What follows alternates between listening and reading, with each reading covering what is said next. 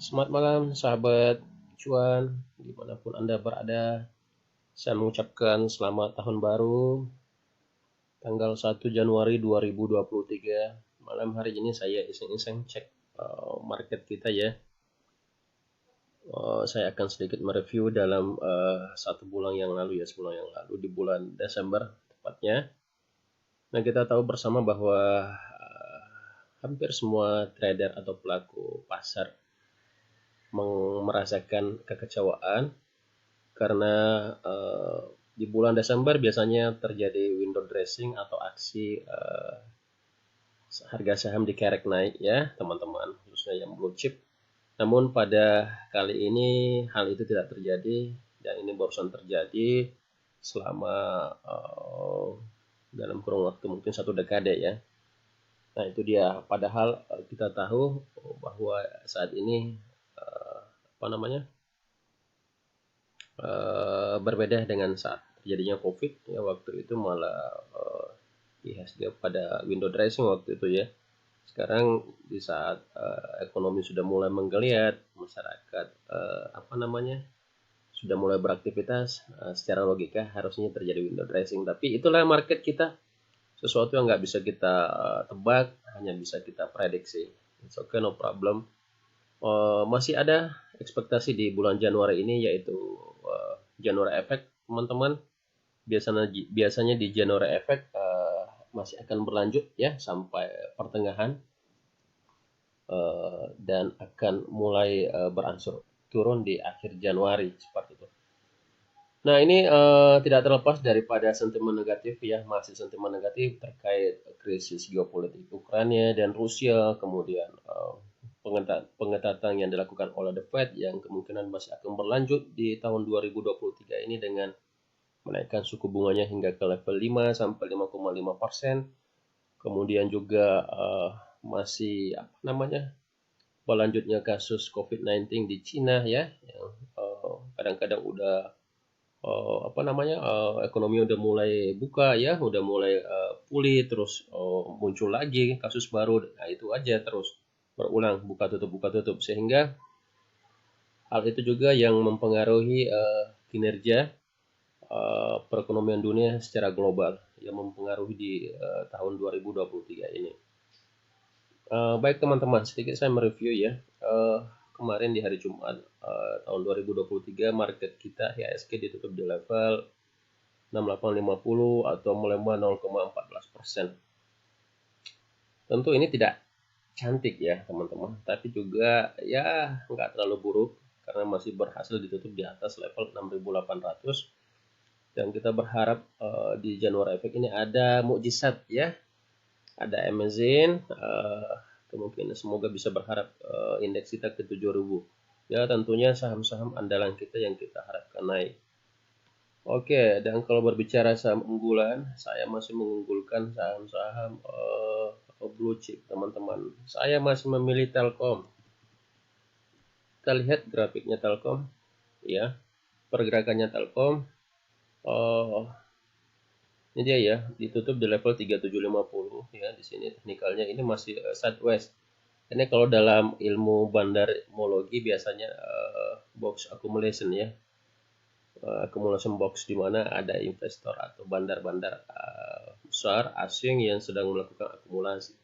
Dan seperti ini saya suka sebenarnya, karena ini tinggal menunggu timingnya aja, momentum untuk meledak ya. Semoga meledaknya di Januari ini ya, meledak naik, jangan meledak turun ya teman-teman. Oke, saham Telkom don't worry menurut saya, karena output produk yang diciptakan oleh Telkom tentu suatu produk ya apa namanya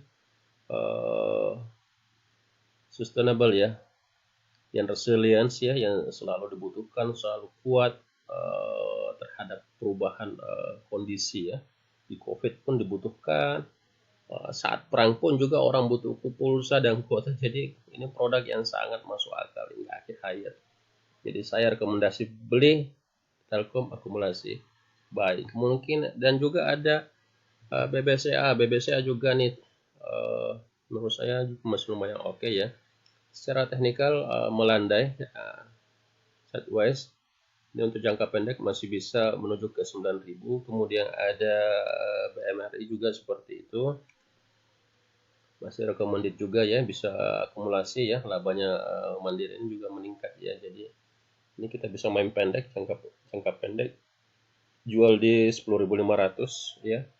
PBRI sebenarnya saya favorit banget, hanya harganya udah naik ya teman-teman. Nah ini dia. Kemudian ada lagi saham yang saya recommended adalah MDKA teman-teman. Kenapa MDKA saya recommended ya? Merdeka Copper ini kan terkait dengan harga emas ya. Nah, kita tahu bahwa harga emas dunia saat ini sedang naik-naiknya ya. Emas dunia kita cek ini di komoditi. Nah ini gold ya, 1825 break high ini di 18 ini menembus level psikologisnya ya. Ini sempat berapa bulan yang lalu malah turun anjlok dalam, tertekan di level 16 ya, lama di situ. Kemudian terus naik menyentuh level 18 karena apa namanya, the Fed, rumorsnya the Fed melonggarkan ya, atau tidak ketat lagi untuk menaikkan suku bunganya ya. Enggak kemarin-kemarin. Jadi diperkirakan suku bunga The Fed akan melandai seiring dengan inflasi mereka yang sudah mulai menurun. Nah, itu yang mengakibatkan apa namanya, indeks dolar juga melemah. Dan ketika dolar melemah, harga komoditas ini sudah murah, maka ditarik naik, dikerek naik. Orang beli crude oil ya, naik juga 80, dan gold juga naik 1823 karena udah kemurahan, dolarnya udah murah ya, jadi orang beli, moving ke aset ini ya, komoditas. Kemudian kita kembali lagi, selain itu ada saham batubara ya, ADM, Adaro, coba ya, kita coba lihat Adaro. Adaro juga bagus ya. Saya untuk saham sektor energi dan komoditas saya masih recommended ya untuk pertengahan tahun ini sampai akhir tahun. Memang banyak apa namanya ya, pendapat bahwa di tahun ini 2023 permintaan akan sektor energi atau komoditas itu akan menurun karena terkait pelemahan ekonomi dunia ya, global economic, di mana Cina juga masih lockdown, terus perang di Ukraina dan Rusia juga masih terus bergejolak, sehingga suku bunga masih tinggi. Diperkirakan permintaan dari negara-negara apa namanya, mitra dagang kita khususnya Cina, Eropa itu menurun. Tapi saya berpendapat juga bahwa selama geopolitik di Eropa sana belum selesai, saya rasa permintaan akan batu bara dari Indonesia masih terus meningkat ya, apalagi di medio tahun 2022 itu pangsa pasar untuk sektor batubara kita udah ada ya di Eropa dan di Cina seperti itu. Jadi saya rasa harga batubara dunia masih akan terus steady di harga atas di level 300 sampai 400 US per ton. Kita lihat di sini call ya 390 memang koreksi ya, tapi kalau kita bandingkan dari awal-awal yang harganya cuma 50-60 US per ton, itu masih sangat tinggi.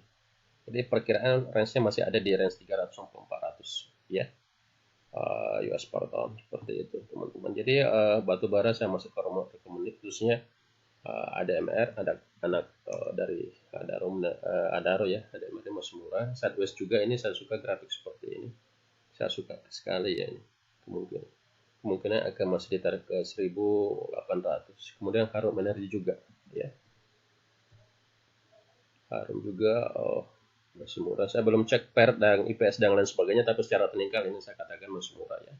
Karena pendekatan mengatakan murah tidaknya itu ada beberapa pendekatan dari rasio ya, dari PER-nya, PBF, dan maupun dari teknikal ya, seperti itu.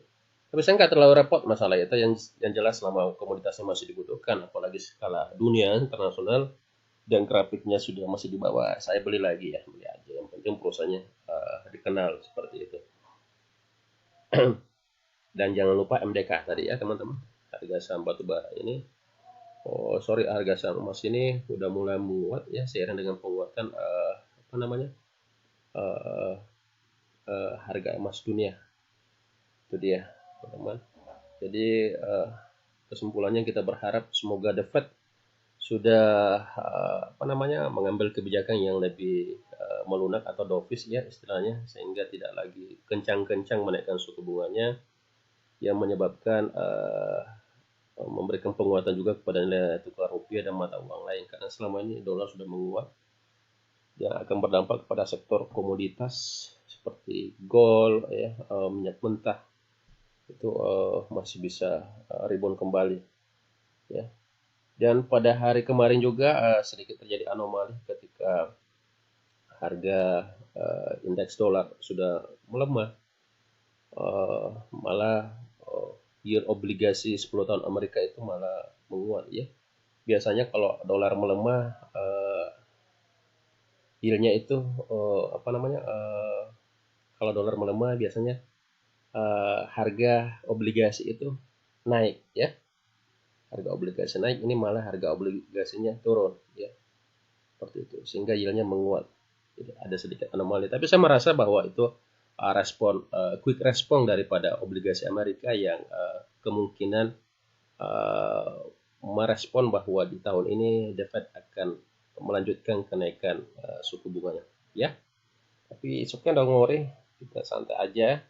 Kalau mau yang lebih saving lagi, bisa Anda beli reksadana pendapatan tetap yang aset obligasinya banyak ya, atau obligasi korporasi yang tentunya di era sekarang, era suku bunga tinggi, di mana ketika bank sentral menaikkan suku bunga, tentu suku bunga deposito akan menjadi tinggi.